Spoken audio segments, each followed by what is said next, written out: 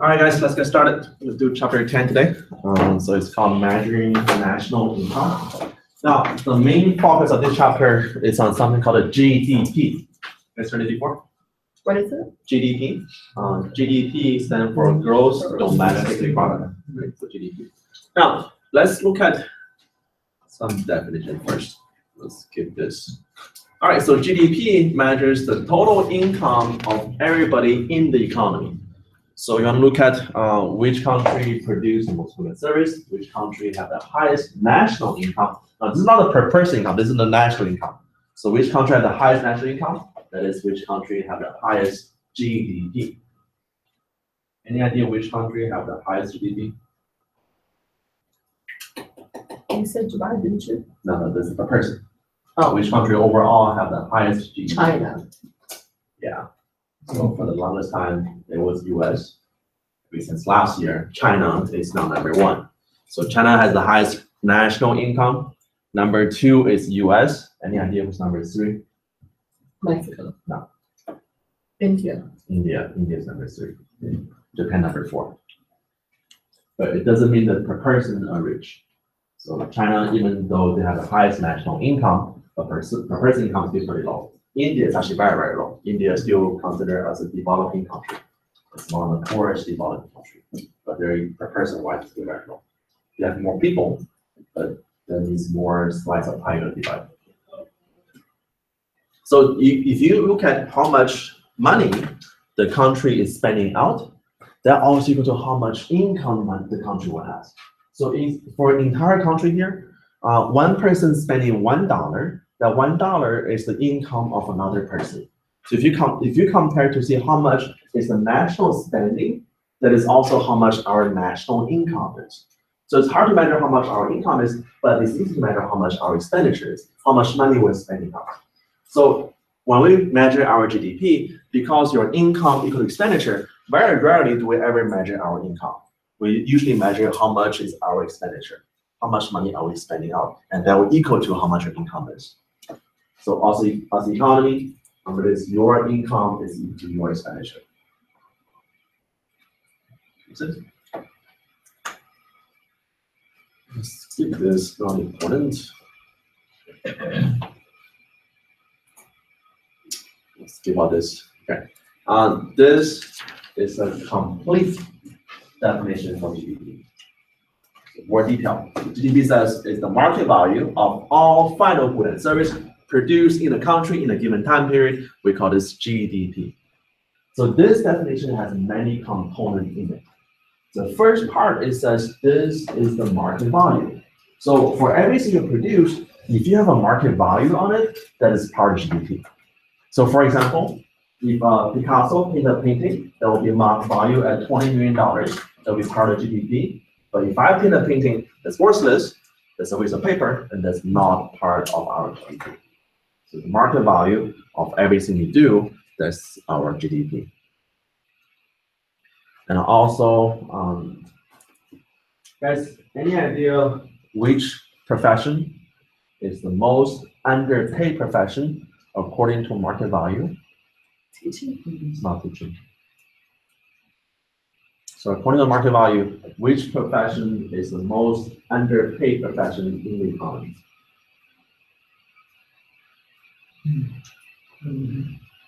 You don't bother. Being a mother.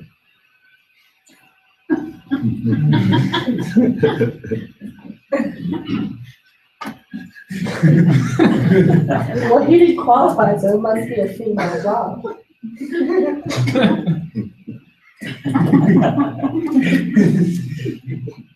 You're right, it is mother. Really mother. So let's think about it, right? So what does our mom do? Our mom They cook for us. wash, they Clean, right? They teach cook us. for you. Right, they do everything for us. Now, how much did you pay your mom last month? Oh, that's not much. I mean, partly with love, right? But that's that's what this. You can buy grocery with love. So mom is the most underpaid profession in the economy. Very good, that's good. Any idea how much it costs to replace your mom? It's priceless. It's not prices, it's a price tag on it. So if you want to hire somebody to do everything your mom does, it will cost you. So you need a full-time cook, a part-time nurse, a part-time chauffeur, a part-time psychiatrist. So everything all together, you will pay about $170,000 a year. We don't pay anything close to that for our mom. Right? Mom is the most underpaid profession in the economy. Now, the reason why so everything our mom does, because it's all in the household, it's not paid, that is not part of GDP. But if your mom do the same thing for some other family and she's getting paid for it, and that'll be part of GDP. So if for everything mom does in the household, we don't pay her, that's not GDP. But if your mom do the same thing for other company, for other family, and they pay her, and then that will be a part of GDP. So it's a market value for it. You see? Yes. Now, the second one is that GDP captures all the final good and service. So when we say final, that means this good is relatively consumed by the last user for it. We call it final good and service. GDP doesn't measure any intermediate good. Intermediate, that means if a company buy it and then use it to make something else, that will be intermediate good. The reason why I want to avoid intermediate good, because if you measure intermediate good in your GDP, you might have double counting. So let's suppose we take a piece of paper, for example. Now, for this piece of paper, if you count it as a paper, that's already part of GDP.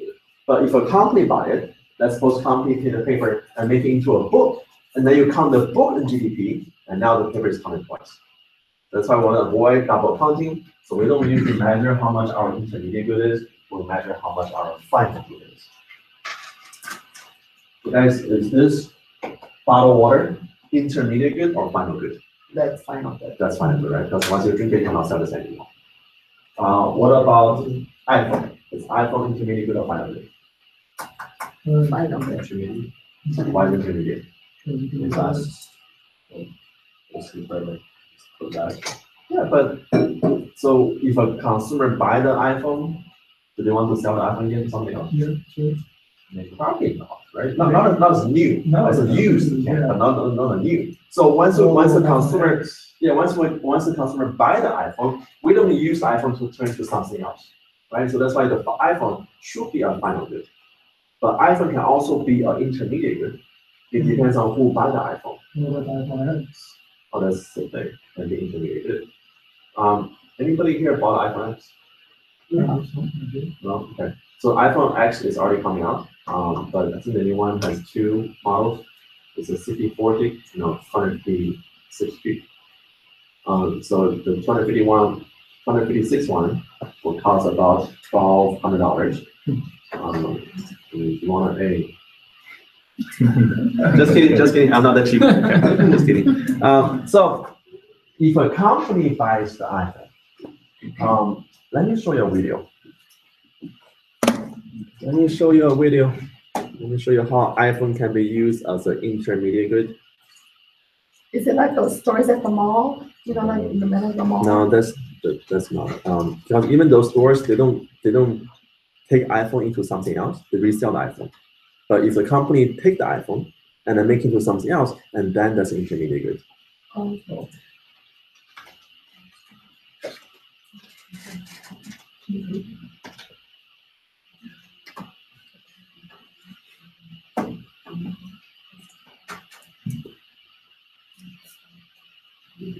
Okay.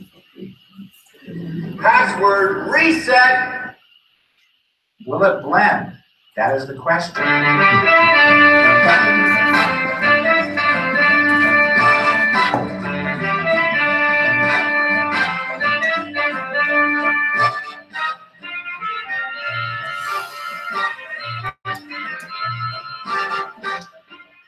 having trouble deciding which new phone to get?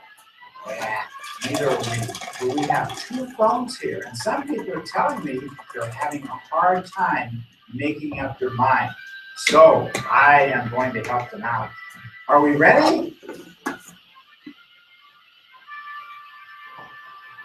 Lumia 929? Nobody wants that. Here, the Galaxy Note 3. And over here, seems like this larger size doesn't want to come out. Wow, the iPhone 6 Plus.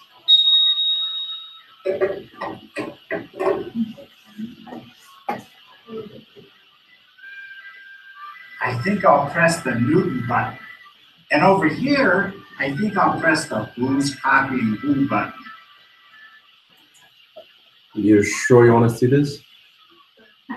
Once you see it, you cannot unsee it. Your life will change forever.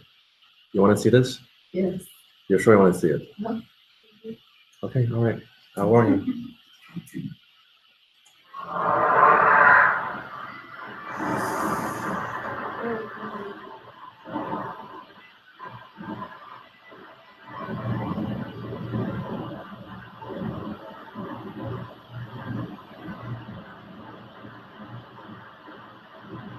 Ooh, got her over here.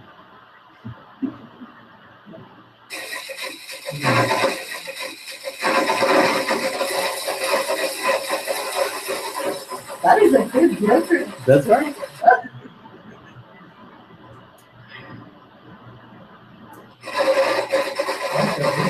Wait, those are those glitters that are like $300, huh?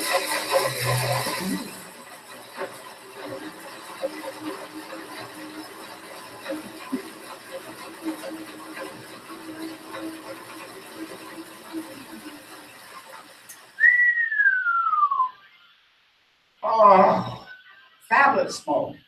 Oh, don't breathe this.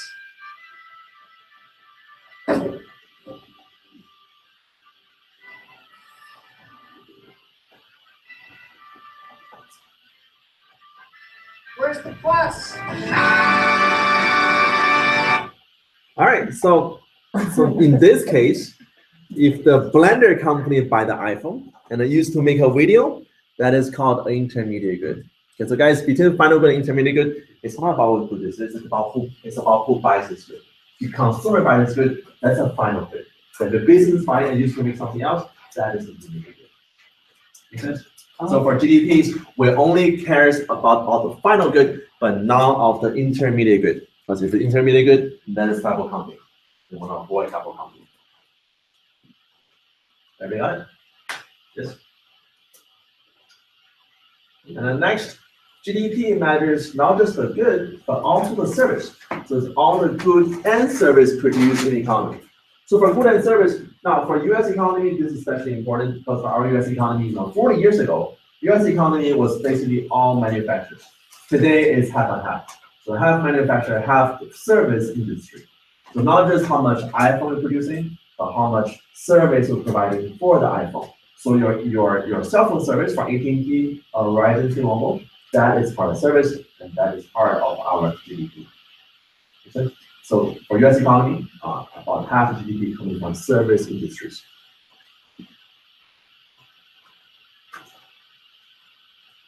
Everybody got it? If you miss anything on the PowerPoint, email me after class. I can hand back to the PowerPoint. The next part is that GDP measures everything produced in the country. Not how much we consume, it's how much we produce. Because only when you produce, then you earn income out of it. So it's everything that produced the economy, not how much you consume. And then this is within the country. So within the country. So everything produced in America, regardless who produced it, that'll be part of GDP. So if you look at our economy, well, let me show you something. So know the difference between something called a interesting. So know the difference between GDP and GNP. So GDP is everything produced in the economy. GNP is everything produced by the home economy, regardless where it's produced. So let's suppose we have Ford. If Ford make a new car in Mexico, that car is produced in Mexico, that's Mexican GDP. But because Ford is a US company, Ford is our GNP. So GDP is where the car is produced, GNP is who produced the car. And if you compare your Ford F-150 to the Toyota Tundra, Toyota is a Japanese company, but the Tundra has more US-made parts compared to the Ford F-150. Because most of the parts in the Ford truck now are now made in Mexico. Okay? So GDP is where the car is produced, GNP is who produced the car. Makes sense?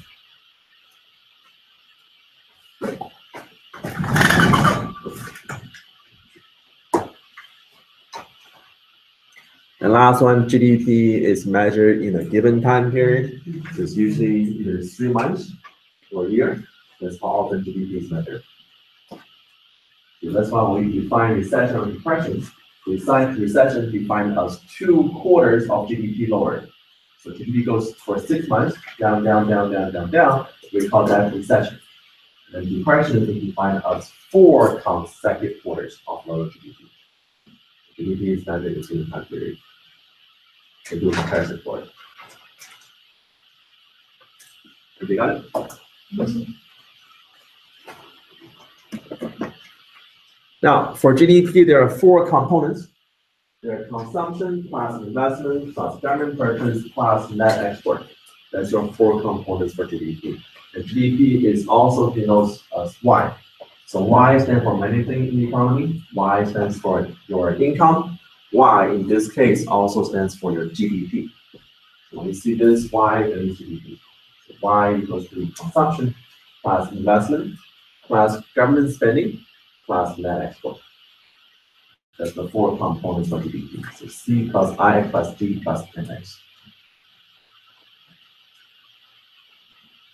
Hey guys, your test for next week. When you guys work on the test, pay attention to the question you got it wrong. But sometimes it might be the question bank might be mistaken. Okay? So if you see a question that you believe is right, but the system marked it wrong, email me as soon as possible to make it right. I think on the last test, you already had 7 questions. Right? So if you got it wrong, let me know. So take a screenshot, email to me, and I'll change it for you.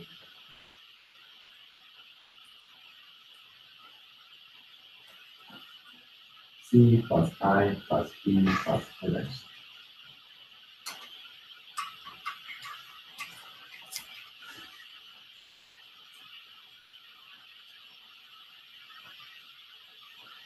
Now, so first, consumption. Consumption is the most important component of GDP. Consumption is about 70% of our overall GDP in the US economy. So every time the economy slows down, the first thing our government try to do is to increase or induce more consumption out of it. Consumption is the total spending by household on goods and service. 70% of 70% GDP. Consumption is the biggest component of GDP. The next, investment. Investment is total spending on goods and service that's used for future productions. So whatever a company buys to produce future goods, we call this investment. And then for investment, you're going to have 3 categories. They're called capital equipment, structures, and inventory. So when a company buys a machine, buys a tool, that's a capital equipment. When a company builds a new factory, that's called structural. When a company have any leftover inventories to sell for next year, that's called inventory investment. Now, if you notice this, see how like stocks and bonds are not listed. So those investments, they're financial investment. They're only representing a transfer of payment. That's not a true investment. The true investment is to do with anything physical good. So you're more capital equipment, more structures, and more inventories.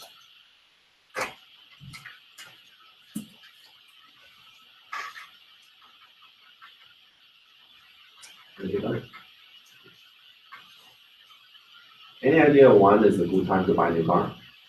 End of year. End of the year, right? So after Christmas before New Year. So after Christmas before New Year, then 1 week is the best time to buy a car.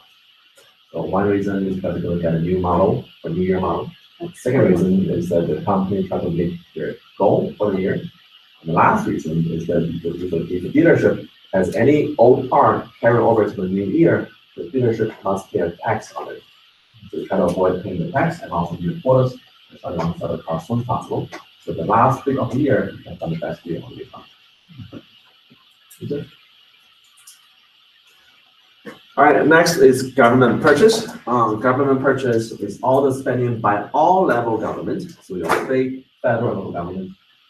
This is only when government buys a physical good or hire labor for any real service. However, when the government gave out free money, we don't count those as GDP.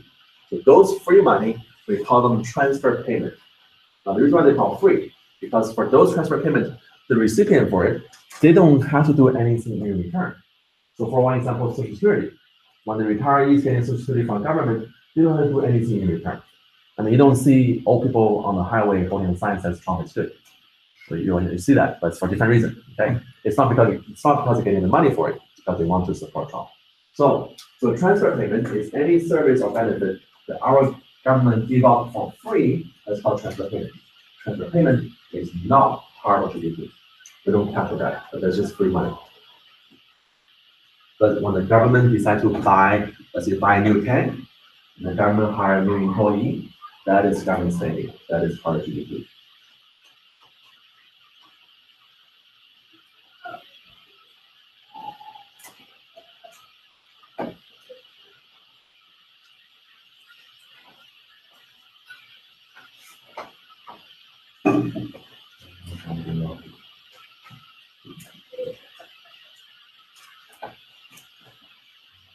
Got it?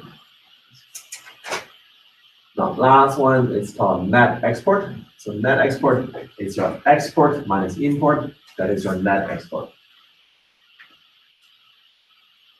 Net export is your export minus import. Now, can consumption be negative? Yes. How?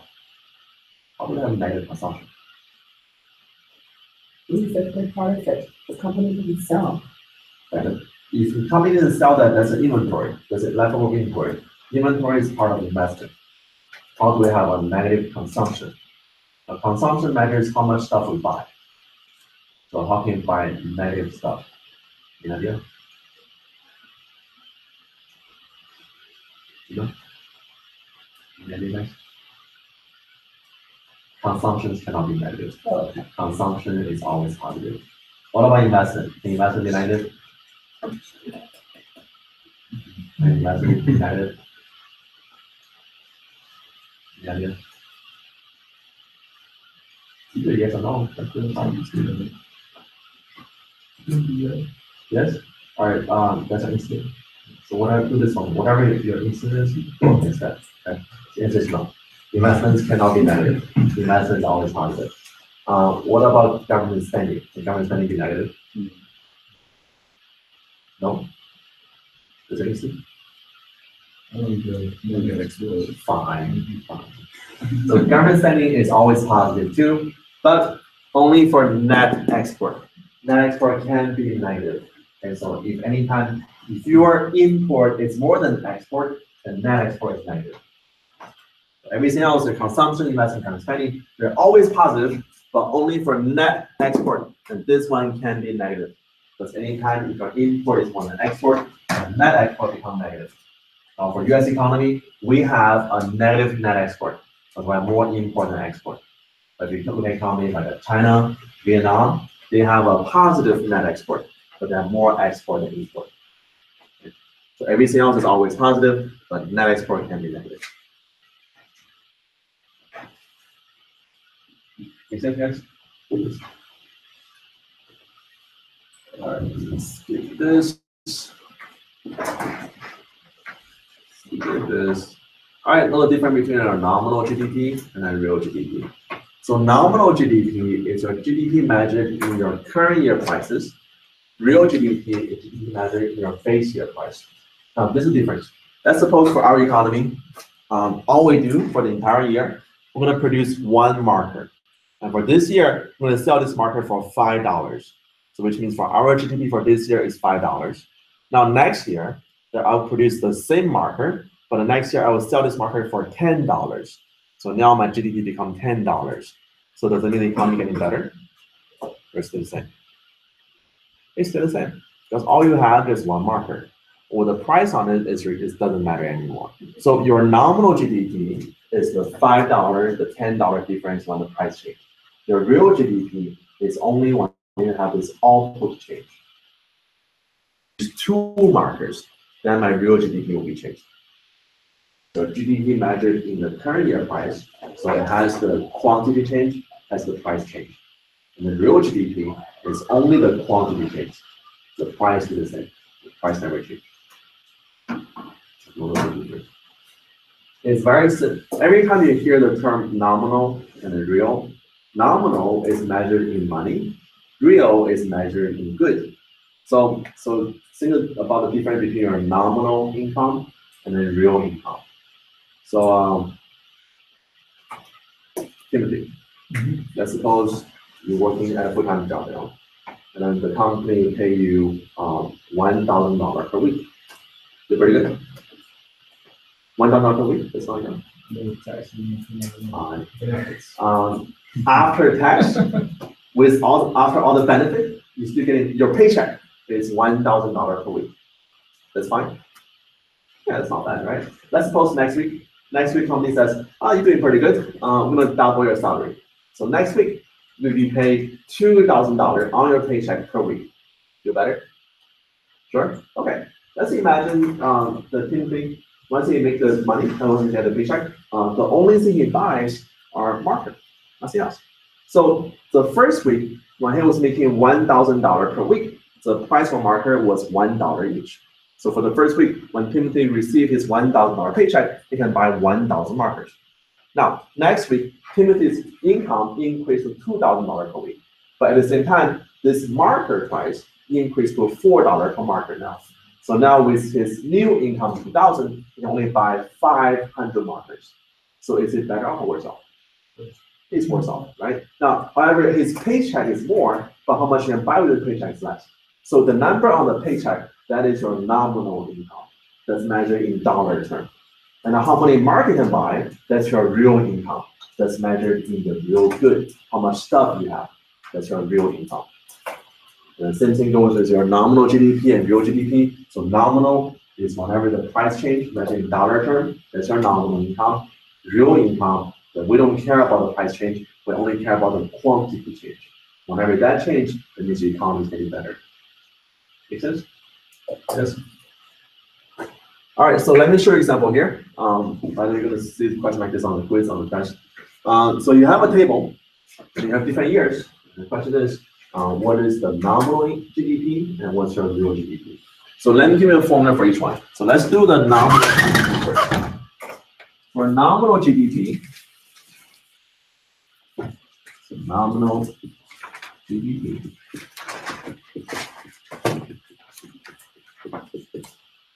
All right, so what that says, that means nominal GDP in time t, so in any time, equals to the price of that time times the quantity of that time. So the nominal GDP of any time equals to the price of the time times the quantity of the same time. So for example, so the nominal GDP for 2011, we're going to use the price in 2011 times the quantity in 2011. So all the same year information. Okay, so nominal GDP in 2011, we're going to use the price in 2011 times the quantity in 2011. So for 2011 on the table here, that for the price of pizza, they're $10 each. The quantity is 400. And then the price of latte is $2 each, and the quantity is 1,000 units. So add it all together, and that is your nominal GDP. So this case will be $6,000.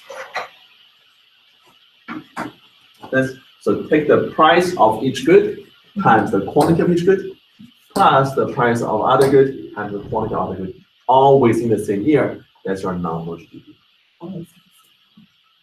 Then let's do the same thing for nominal GDP for 2012. We use the price of 2012 times the quantity of 2012. And nominal GDP for 2013. Then use the price of 2013 times the quantity of 2013.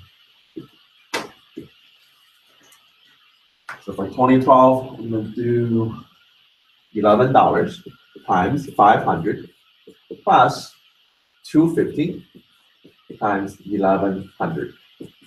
So guys, pick a calculator, see how much this is. I know how much this is.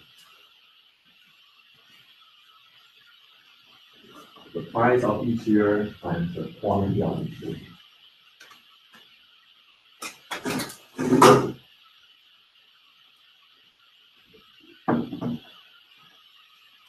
Oh, by the way, pre-order the iPhone 10 T-Mobile. You probably will get it from yeah, the week before. 6 weeks.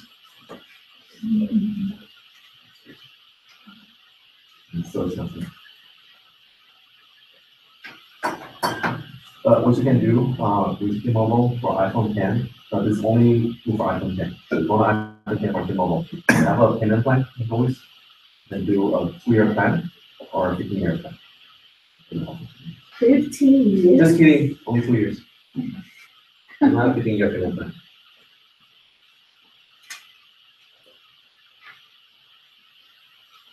Everybody got it?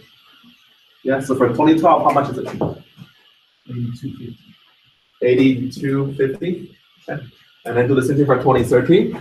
So 12 times 600 plus $3 times 1200. So how much is it? So take the price of each year times the quantity for each year and then add it together. That is your nominal GDP for the year.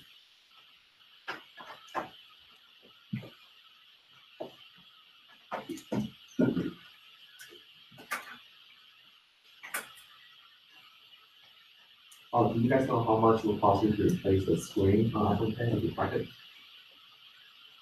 That's $600. To replace the screen on the iPhone 10. Just buy a new phone.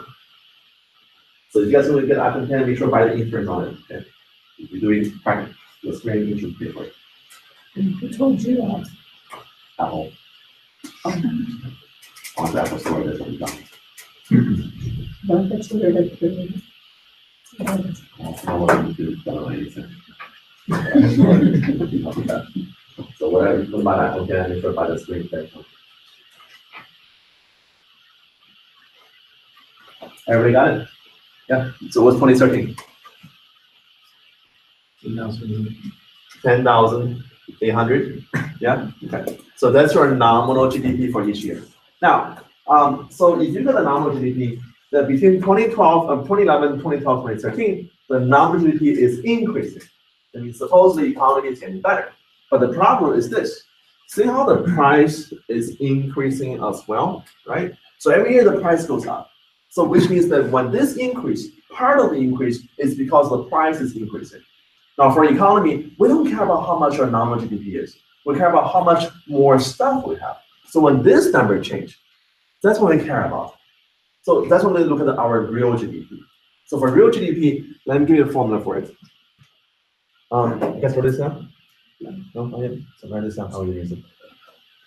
For real GDP, we're going to keep the price the same and only change our quantity. Okay. So same price, only change quantity.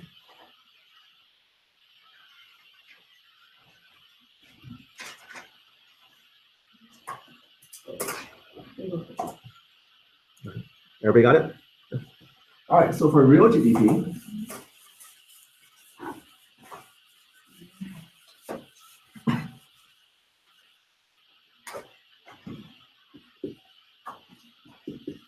so real GDP for each year is equal to the price of your base year times the quantity of each year.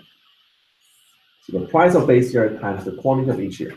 Now, which means, guys, when you read the question on the quiz, on the test, make sure to read the question carefully. Because in the question, it will tell you which year is the base year. Now, sometimes might be the first year, sometimes might be the middle year, sometimes might be the last year. Make sure to read the question carefully, okay? So let's suppose for this question here, our base year is 2011.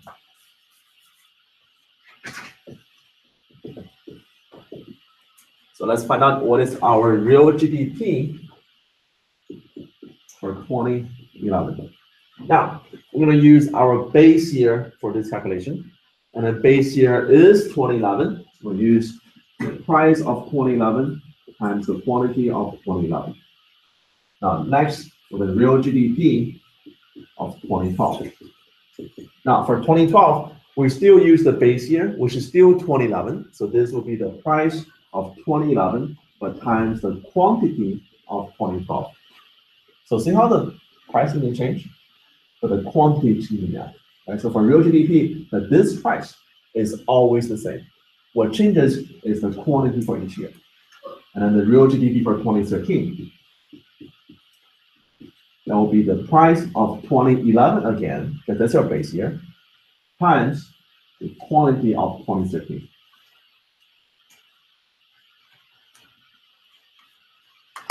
Everybody got it? Yeah. So let's do 2013 first. So the price of 2011, so for pizza, they're $10 each. So $10 times the quantity for 2013, that's your 600.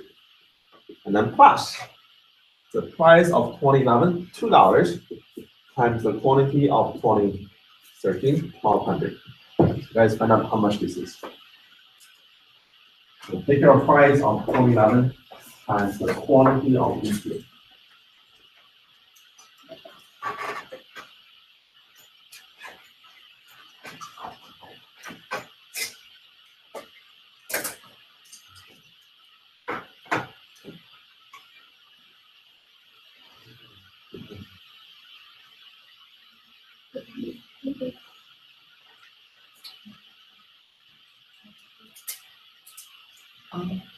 Guys, once you finish 2013, find out how much 2012 and how much 2011.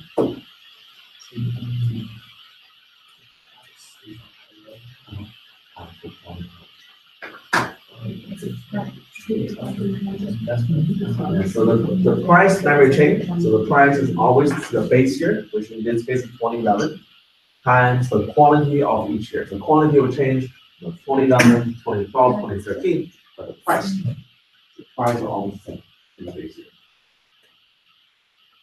So once you finish 2013, find out 2012, and then find out 2011.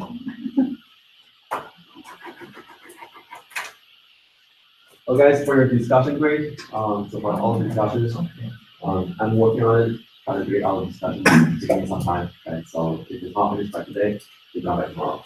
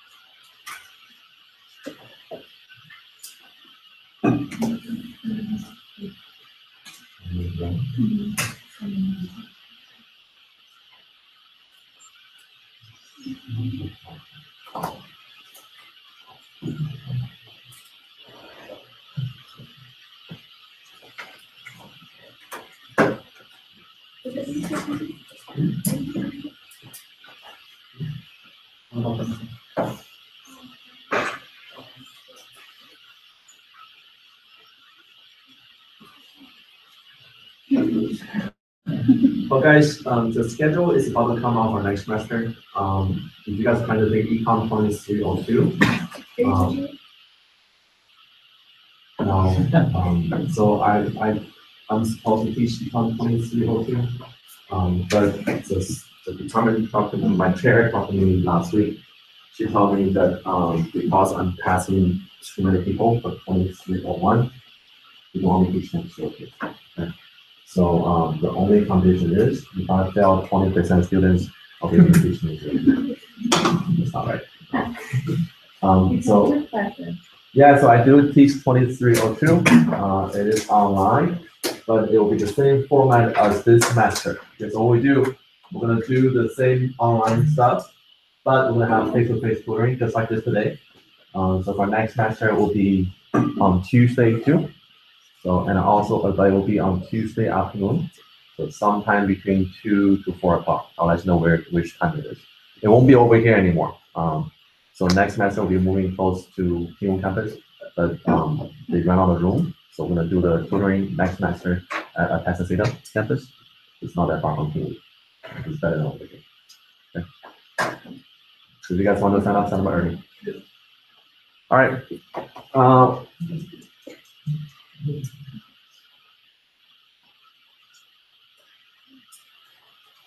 Everybody got it? So for 2012 is 7,200. For 2011 is $6,000. So okay. I mean, I was really Okay. last time.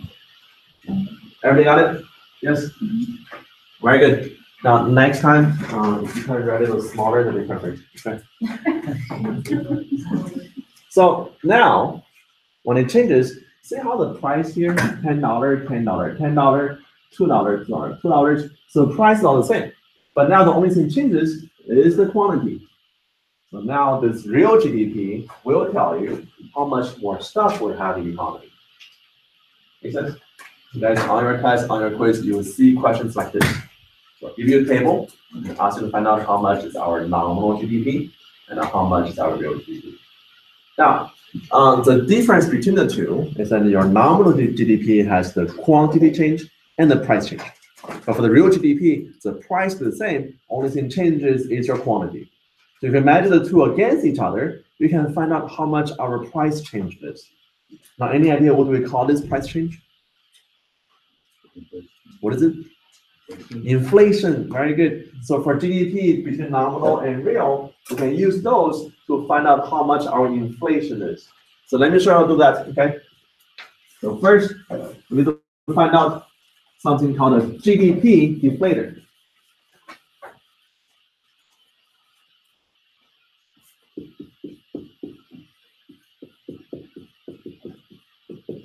So GDP deflator, you're gonna measure your real GDP against your nominal GDP. So for GDP deflator, the formula for it is gonna be your nominal GDP in time t divided by real GDP in time t times 100.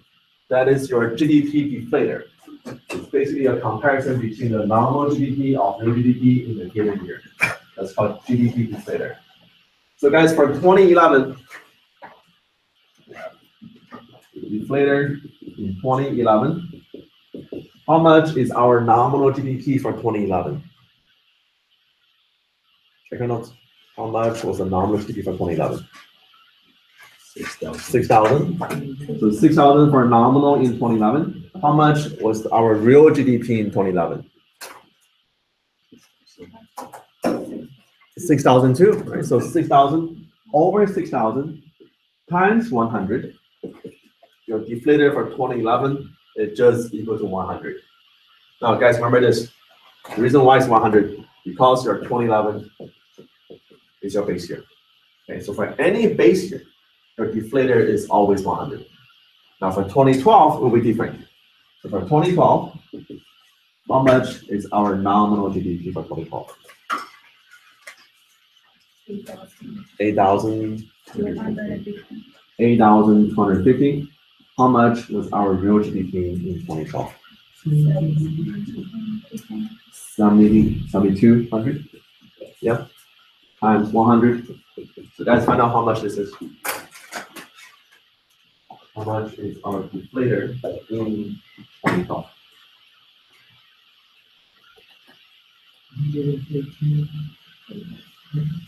114.5.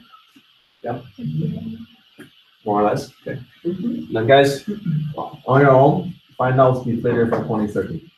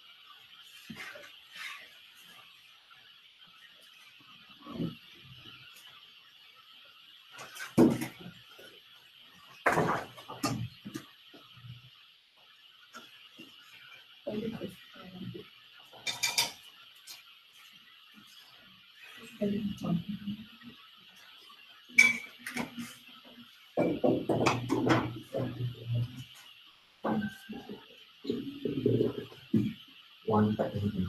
All right, very good. Everybody got it? 128.5?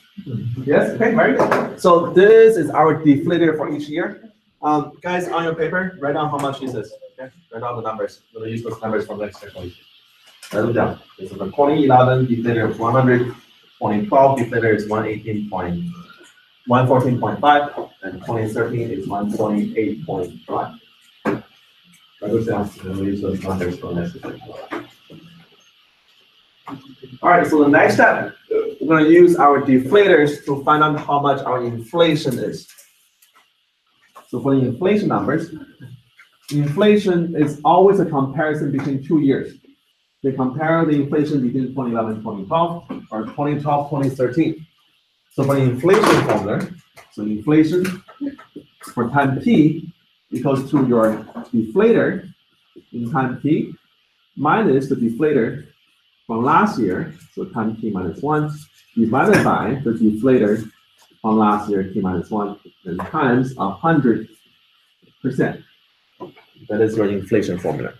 So compare the 2-year deflators, use this year minus last year, divided by last year, times 100%, that's your inflation. So let's do the first one. We're going to do compare between 2011 and 2012. So the inflation in 2012, we're going to use our deflator in 2012, which is 114.5. Yeah. Minus the deflator in 2011, which was 100, divided by deflator in 2011, 100 times 100%, and this will be 14.5%. That is our inflation. So take our deflator in 2012 minus deflator in 2011. Divided by deflator in 2011 times 100%, that's your inflation. So for inflation, it's always this year minus last year, divided by last year times 100%. So this year minus last year, minus last year, divided by last year.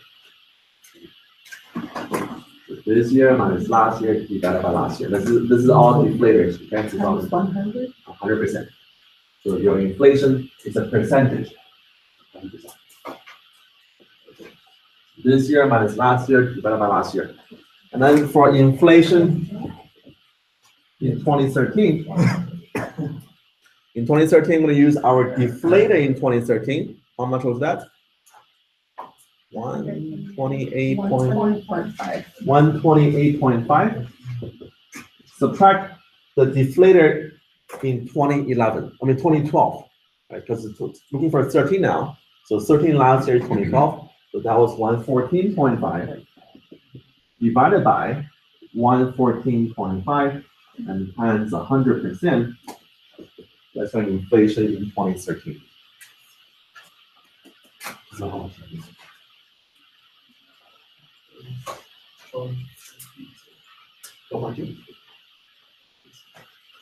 everybody got 12.2? Yeah, 12.2. Inflation in 2013 was 12.2%.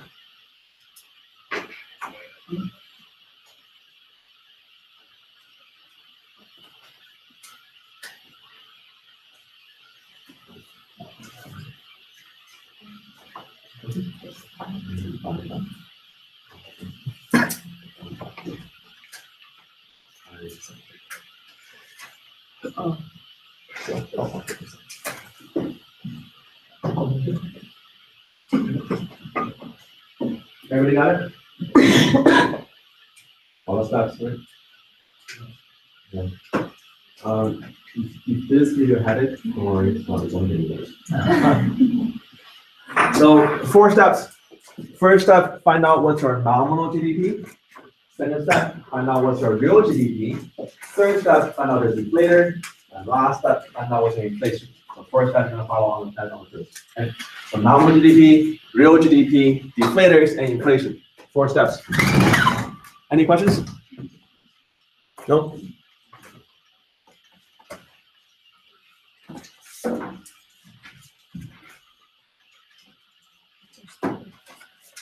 All right, guys, if no questions, try this. So for these numbers here, so first, find out how much is our nominal GDP for each 3 year, and then find out how much is our real GDP for each 3 year, and next find out inflation for each year, and then last one find out inflation between the 2 years. So nominal GDP, real GDP, inflators, and inflation. 4 steps. Nominal, real, inflators, and inflation.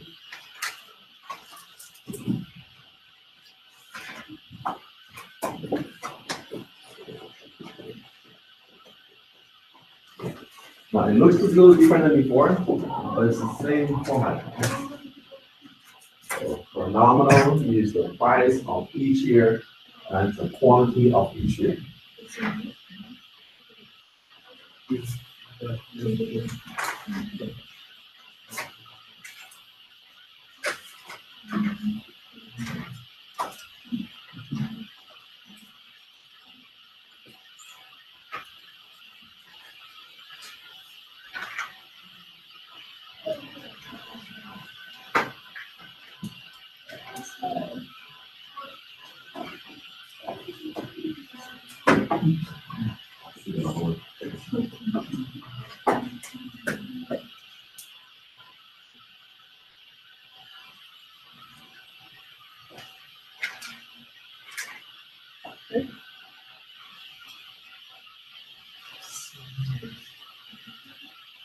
For 2011. All right, so be careful. Now, for 2011, so this is group A, right? So it's 30 times 100, and then plus 100 times 100 for group A. Too good. Before it was half and latte, but now they like this way. Before it was like this, now it's this. Okay. So do the group A and then plus group B for each year.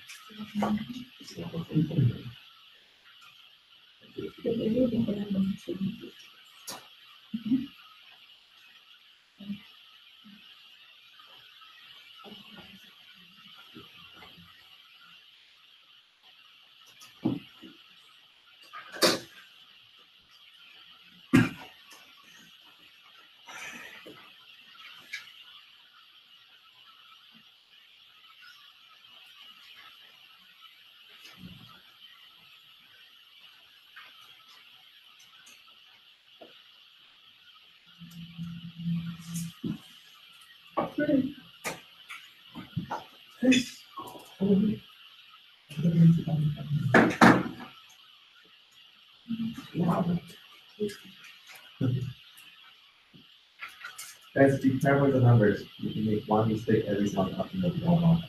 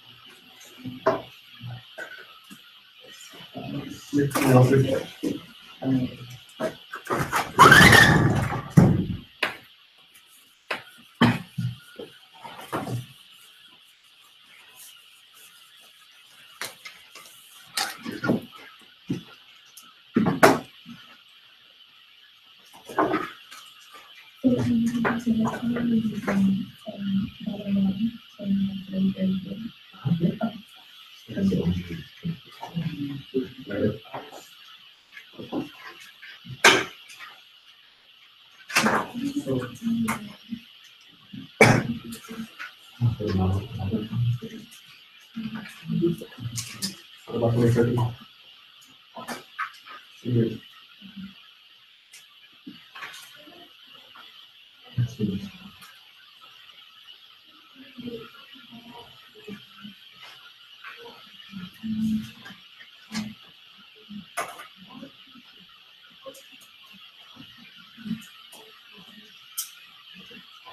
So the first one is that.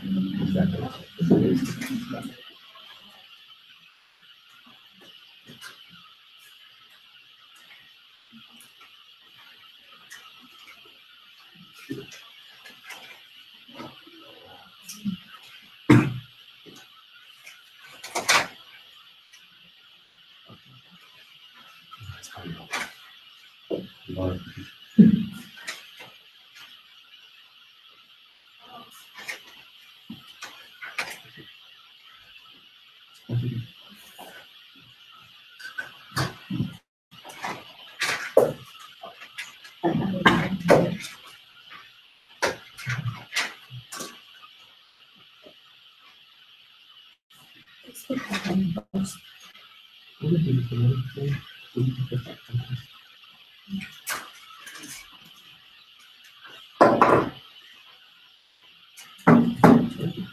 right, everybody got it? So nominal for 2011 is 46,200. Nominal for 2012 is 51,400. And nominal for 2013 is 58,300.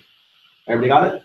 Yeah? Okay, and the next, do the real GDP. Okay, so remember for real GDP, your base year is 2011. So these are 2011 prices times each year quantity on the real GDP. These are 2011 price times each year quantity.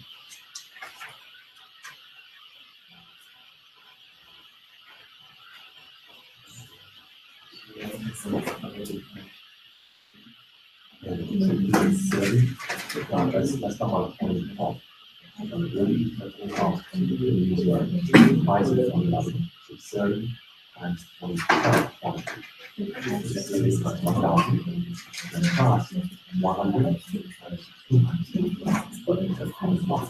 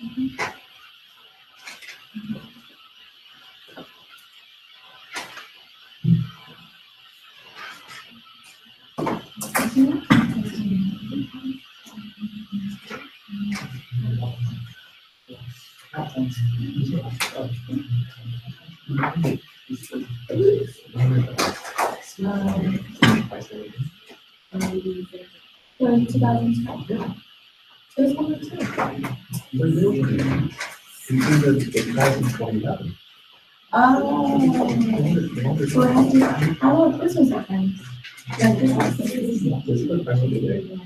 Like so we have to class A and class B different.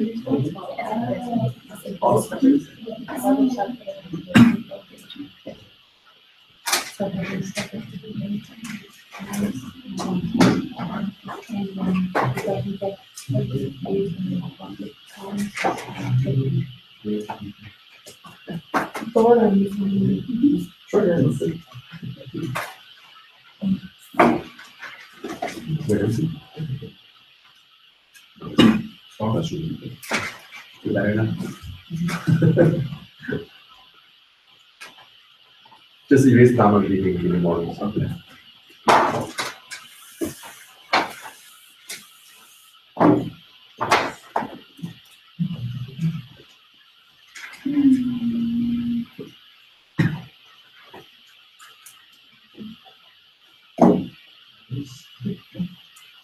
Then time to play it.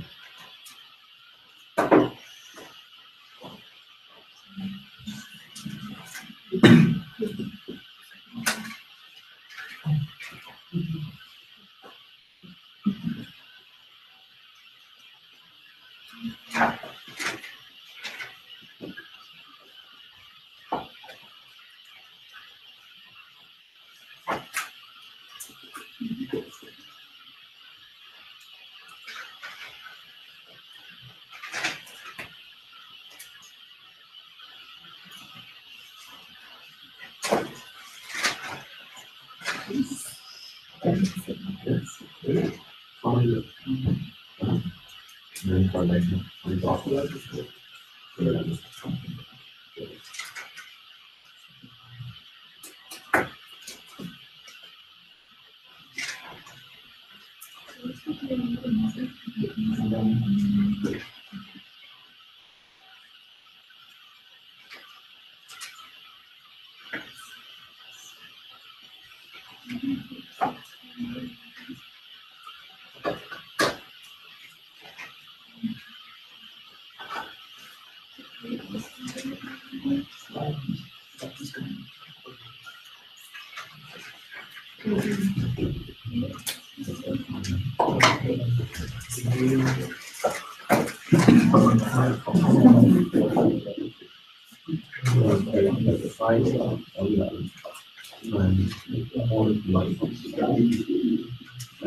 So let's do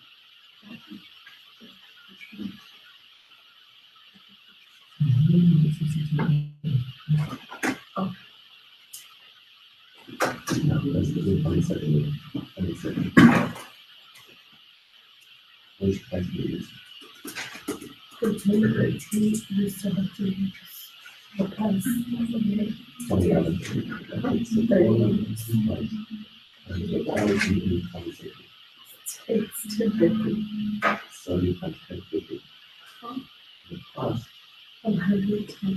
So far, there you go. That. Sorry about it.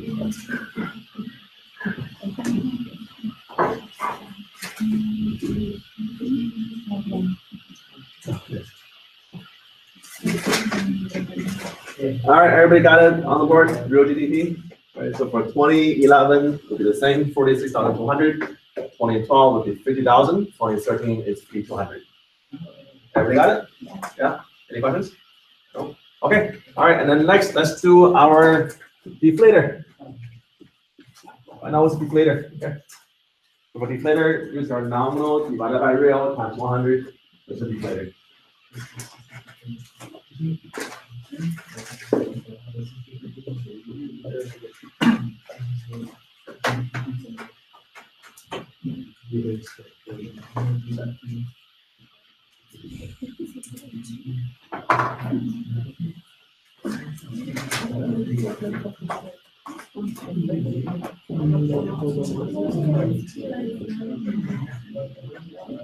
That's what you said. So if this here is 20 without it, minus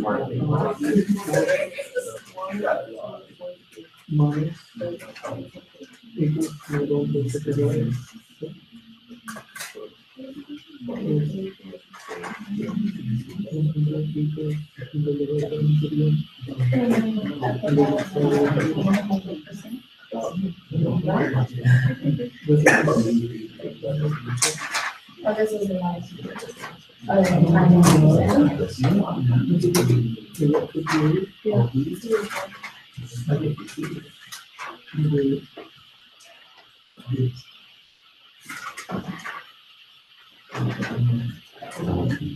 Which one? The first one.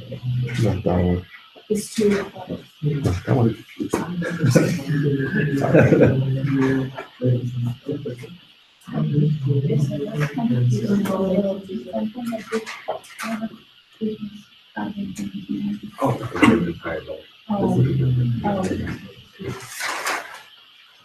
That's three kids, and the first one was shortest. And the second one is cars, and the second one is in the middle. That's not like this. Exactly.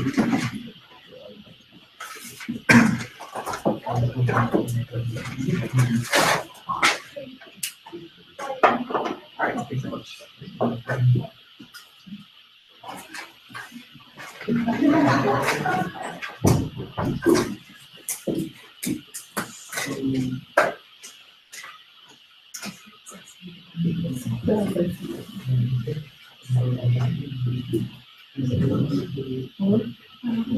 Because the 100 is where it's always done.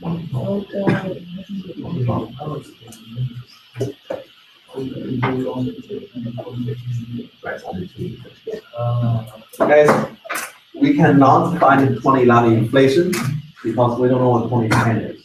Okay, so inflation is always between 2 years.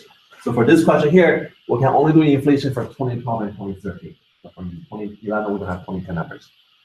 All right, guys, so for deflators, we have 100 for 2011. Remember, this is the base year. So for base year, it's always 100, okay? And then 2012 is 102.8, and then 2013 is 112.1.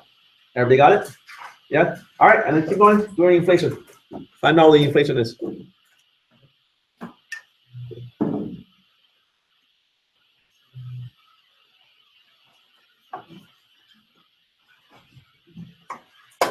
Inflation, you should put deflator. This year minus last year divided by last year. Yeah, go ahead. This is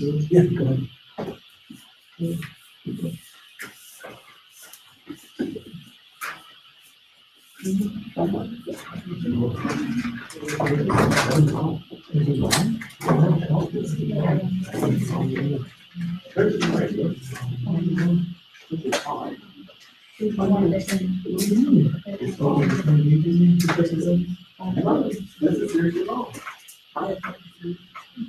And don't get a percentage. Well, my business professor got me on that on units. Oh, you know, okay. All the time. Let's do back to percentage. All the time I heard that units, meter squared. Okay. Any type of unit, we always on top of something. Alright, so anytime you hear, anytime That's you what I hear, heard. that you hear rate, inflation rate, and cover rate is all. Everything else is to the decimal. That's what I mean. You got it? I got it, yeah. I officially knew that they. But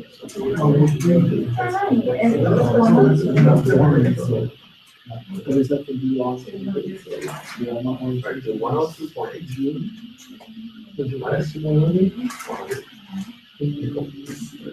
And then divided out. Because they thought they always. Okay.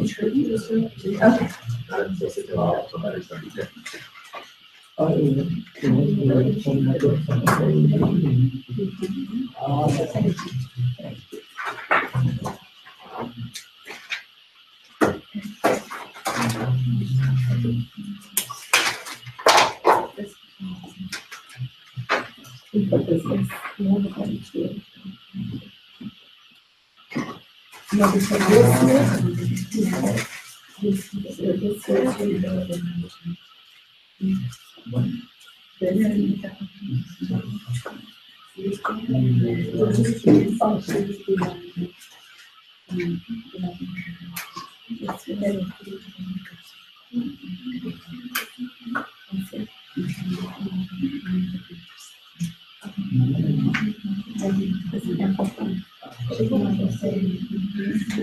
Did I tell you guys I met Young once?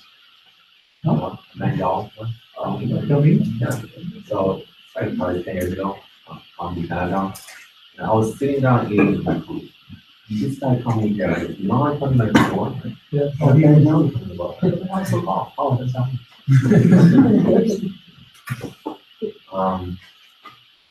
Right now, I'm training for a marathon. I don't know how to do it, but I hope that I will. Which marathon? The one in Houston Town Marathon. Yeah. And, The full marathon? the full marathon, yeah. So last year I did a half marathon. Marathon. And last year was so funny. The last year, one time I was training on Galaxy. You know how the C1 they have? That's what I did. I was running from one end of C1 to the other end and come back. So for the full trip, it's 6 miles one way. So round trip is 12 miles. It's supposed to have marathon. So I started running. About 9 o'clock. It was October. And it was pretty cool that day. And then about halfway through, the cloud cleared. The sun come out. I'm hot. So once I finished my one way for 6 miles, and then when I was coming back, after 1 mile coming back, my leg muscle cramped up. I couldn't run anymore. But I was like 5 miles away from my car with no wallet, only my phone, can't do anything. And at the time, there's no Uber in Galveston. So I had to walk the entire way back to my car on the floor. And the sun was out the whole way. So I was walking for like maybe 2 hours in the sun. And then what happened was that the sun was this side. I was walking in this direction. So I was having sunburn on one side of my face. And the other side is fine, but one side of my head is like huge sunburn. So yeah, 2 faces. So be prepared. Be prepared. All right. Everybody got it? So inflation for 2012 is 2.8%. Inflation for 2013 is 9.04%. Make sense? All right, so on the quiz, on the test, you'll be doing questions like this. Make sure you know how to do the nominal, the real, deflator, and inflation. Everybody got it? Yes? All right, and let's continue.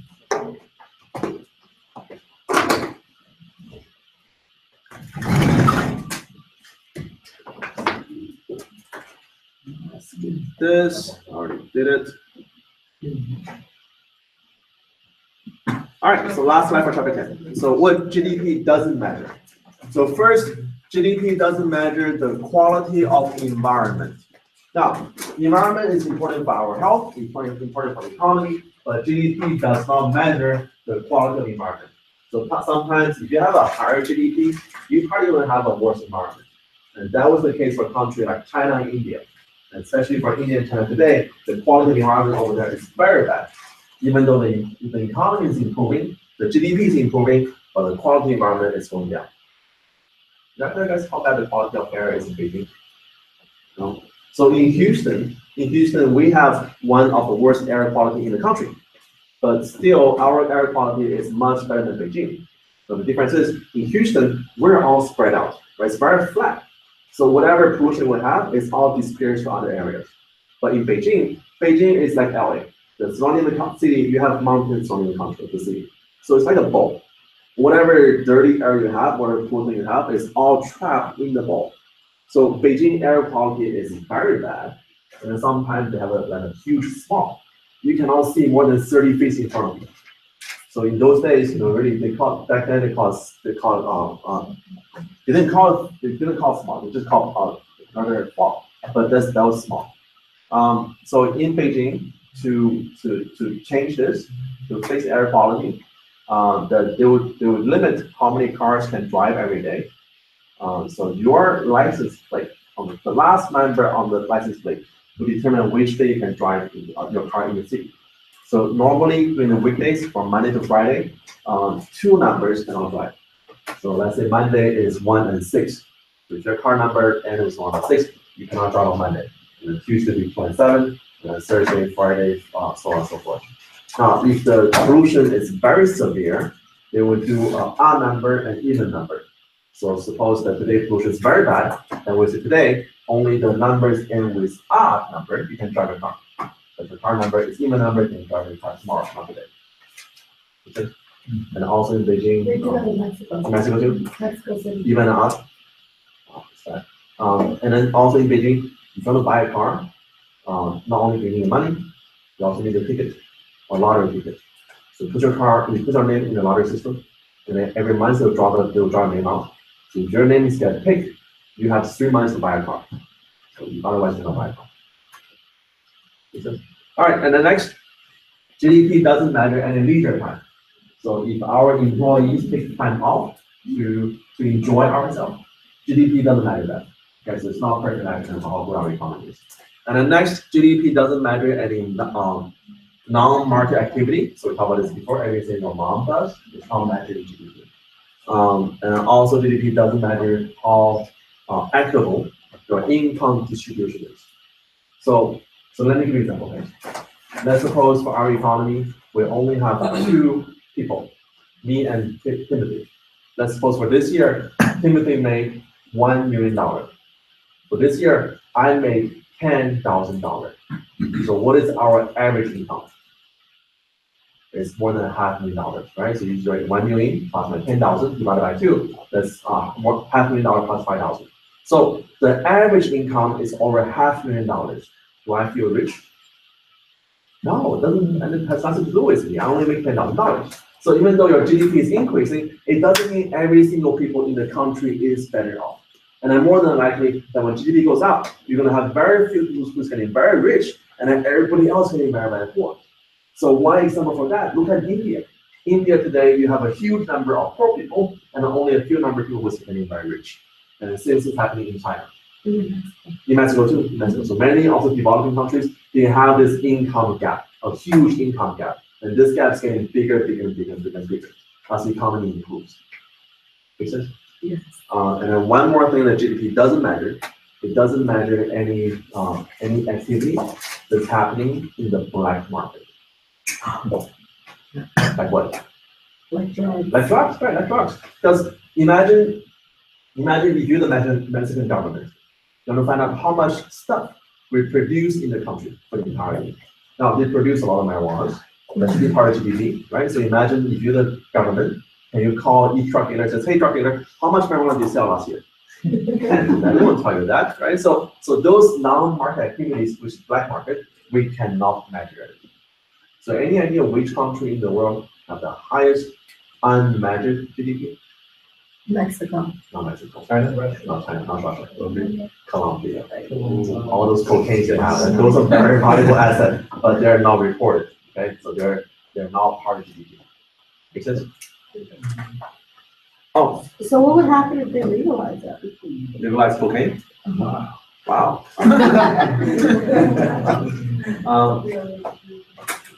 Did I ever tell you guys the story behind General Tso chicken? What?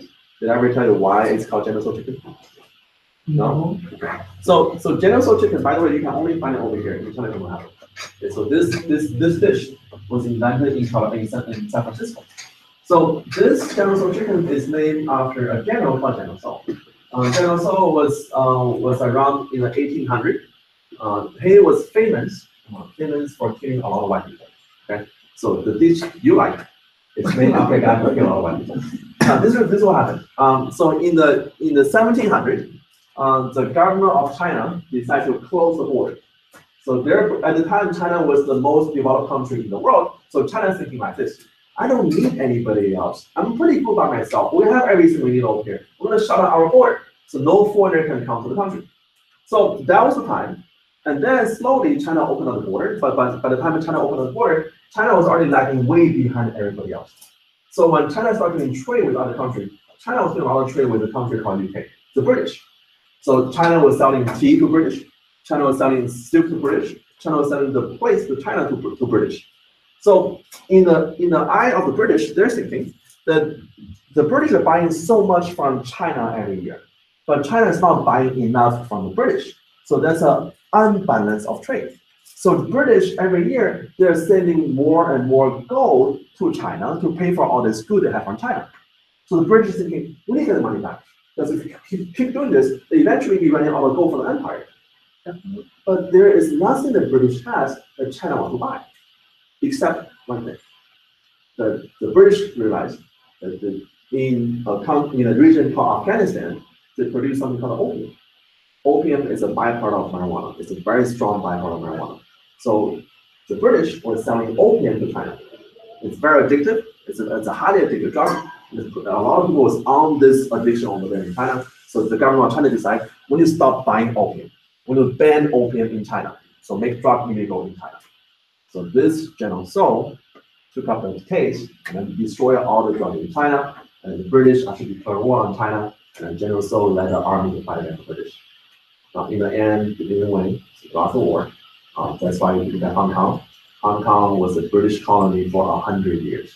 But when China lost the war, they also lost Hong Kong to the British. Okay? But the guy General So was famous to be the first general to lead a war against war on drug, for war on drug.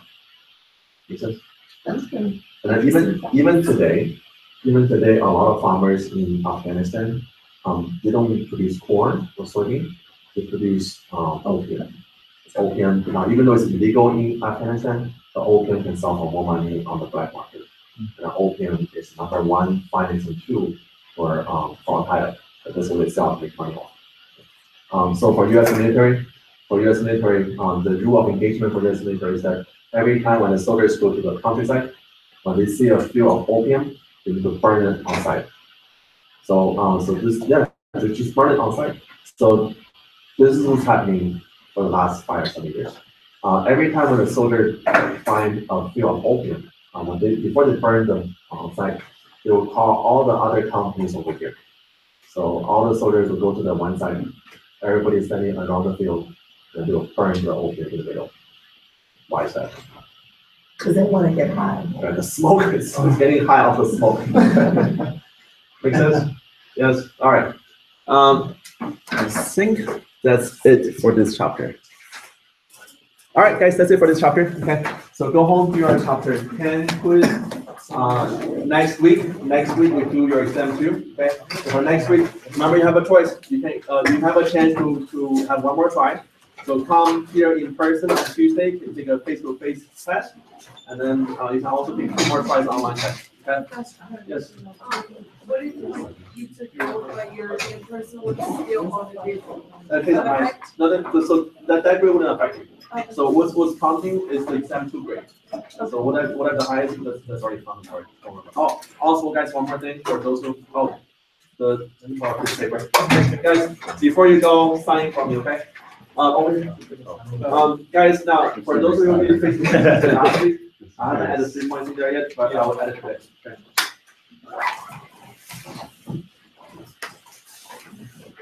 Before you go, sign the paper. And we can always get 2 sheets going. I'll just get it next time. Yeah, next time.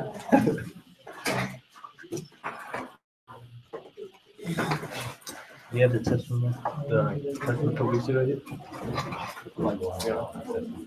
I'll bring next time. Yes.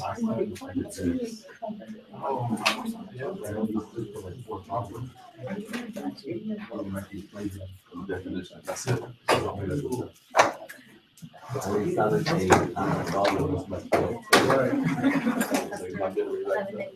Okay.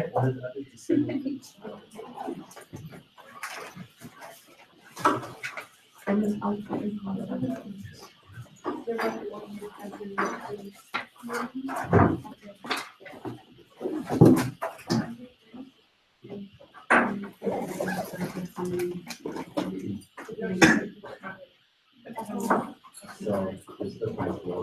There's the price floor here. There's a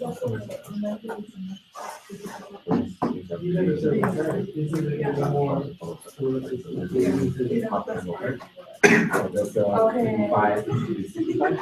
There's a 10 times 5 divided by 2. That's a 25. And then we're going to do this area first, the rectangle. That's a 30 to 55, that's a 25 times 5, that's a 125. The last 25 is 24, 30 to 55. That's a rectangle. Last of the triangle from 15 to 30, that's a 15 times 5 divided by 2, should be a 37.5. So and together you can have 27.5. So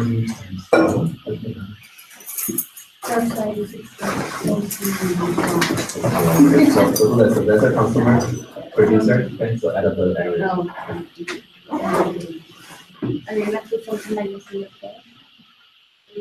If you get it wrong, Yeah, I'm gonna get it wrong. I don't know when I last year. You did, yeah. It's just a little discussion. Okay. Yeah, if you don't get it today, it's tomorrow. See you later. See you later. the market quality and performance indicators exactly. So if it's two, then sell to two customers. Now, if the price is 1,700, how many points that? When the price is 1,700, how many points that? So, how many this table here? This is how much the price.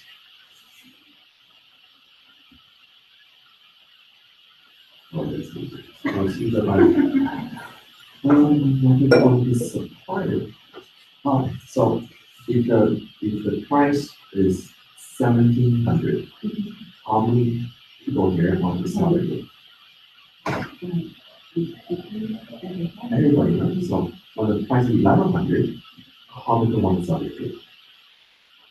See, and the price is 1,650, how many want to sell it? No, nobody. It is 1,600.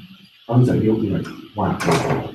When the price is 1,050, how many will sell it? Well, the car size too. This is his cost. Oh. The price is 1,050, the cost is 90. Oh, yeah. They will sell, right? They'll everyone sell it. I think everybody, What about this guy? Then, no, this is gonna be good. right, so only this people. Now it's only two here. There, two. So you're gonna put something in this, put this for the. Oh, right. Oh my God. Whatever is in more difficult. So what I'll do, I'll go over all the quizzes and for everybody, so this question that's in small and go. Oh, no. Yeah. Really? It's not about much, it's about much stuff. So study. Don't worry, your son is gonna play all these in the Oh, future. sure. Don't worry. No, that's. Yeah, don't worry. Question? I had flu this week, so I really didn't get on long start. And then when I did, I was like, oh, we have to rewrite all of them. So while I was in the process of rewriting them, I didn't take two quizzes. Okay, which two? I think 7 and 8 were not due this week. So my part, what last week was 8 and 9. Oh, yeah, no, okay, well then it was 8. 8. 8, but 2, I know I took 7. So you took 7, so it's chapter 8 and chapter 9. Let me do that before we go. And then just one more request, if possible. Uh-huh. I didn't get to do the Kellogg one, the Kellogg discussion. Discussion, okay. So do this, email it to me, Okay, because this discussion already closed. Okay. okay, I'll send that one to you. For sure. Do you remember what's your course number? The phone number after this event? No. No, it's- In fact, yes, 20, 11? no, it's 20. You guys in the same class? Yeah. There's 3 different classes. Oh, I don't know. Okay, so it's 3 different classes. Just,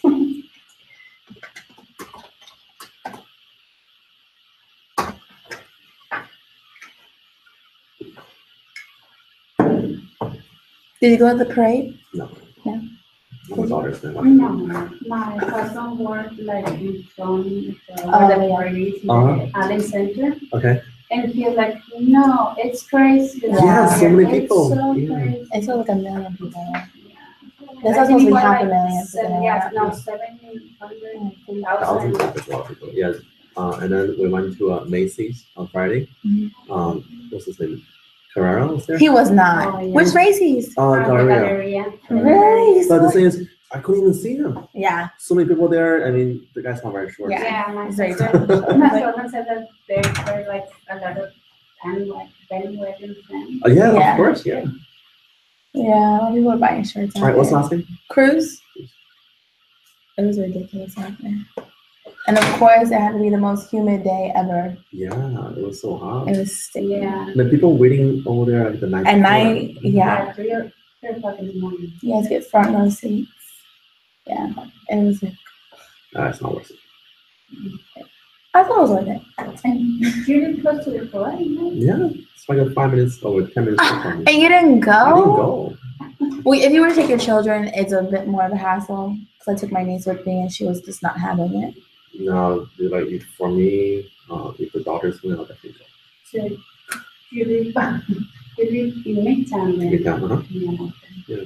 Oh, that's nice. So on Main Street, and Elgin. Oh, over there. yeah, Oh, my okay. boyfriend used to live in Elgin in Caroline. Okay, The yeah. corner of the Los Campos.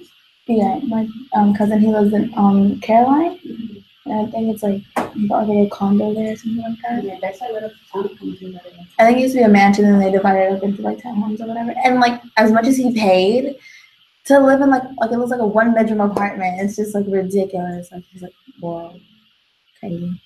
But he's like 30 with no kids, so like he's just like whatever, bachelor life. All right, come over here. That's you. Okay. Really? Yeah, that one's in. Don't worry, I got it. Okay. So Sunday night. Okay. Okay. Thank you. Both chapter 8 and chapter 9. Yes. Got it, Sunday night. Oh, no, See you later.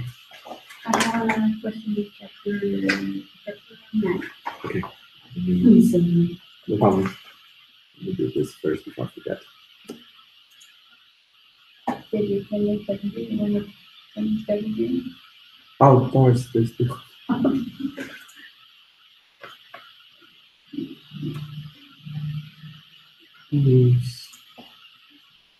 What happened? I don't know. Yeah, she didn't come. So weird. She was here every day of the week, and then every week. She stopped coming. Okay. This is chapter 9. This entry the broadcast is full. So you could be full in trauma the broadcast is full of students. This And then your connection starts. 160. I mean, the whatever the I'm always confused.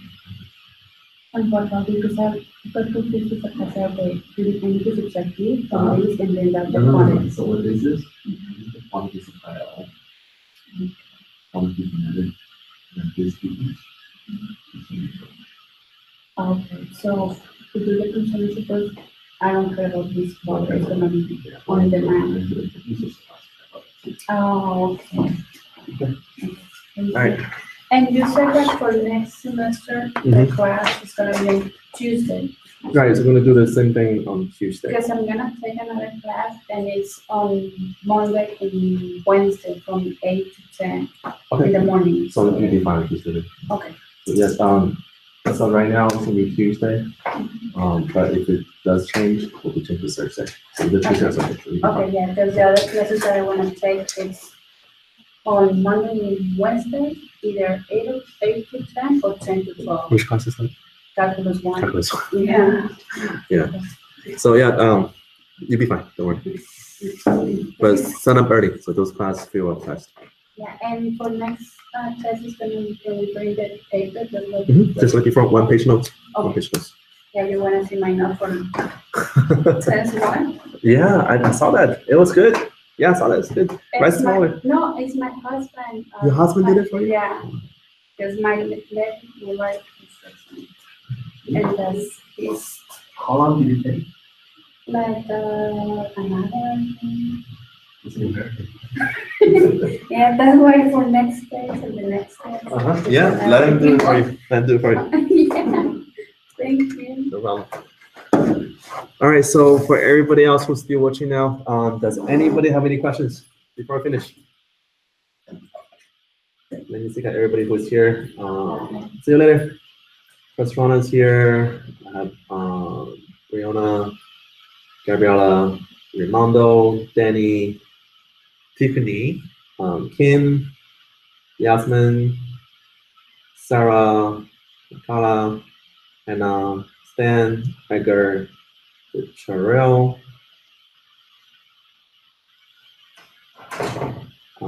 John, Caleb, Samuel, Jose, Samantha, Marie, Dahlia, Jonathan, Gerardo, Matthew, Jane, Push, and then Alejandro. So does anybody have any questions to ask me before I finish today? I have a question here. Are we talking about test 1, test 2?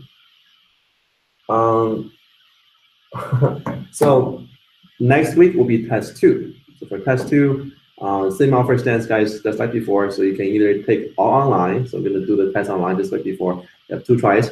If you want to, you can still come in person, take 1 time in person, and then between your 3 attempts, we take the highest grade. Okay.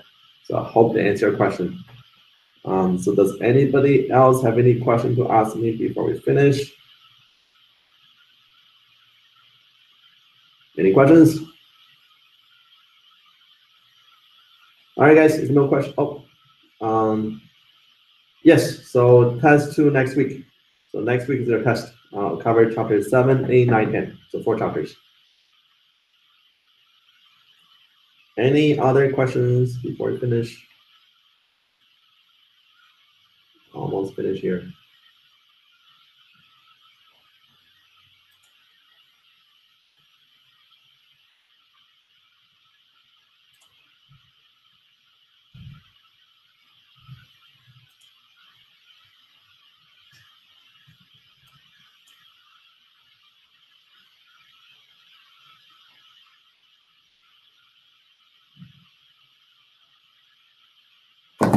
All right, guys, if no more questions, let's end it here. And then I will see you guys next week. Bye-bye.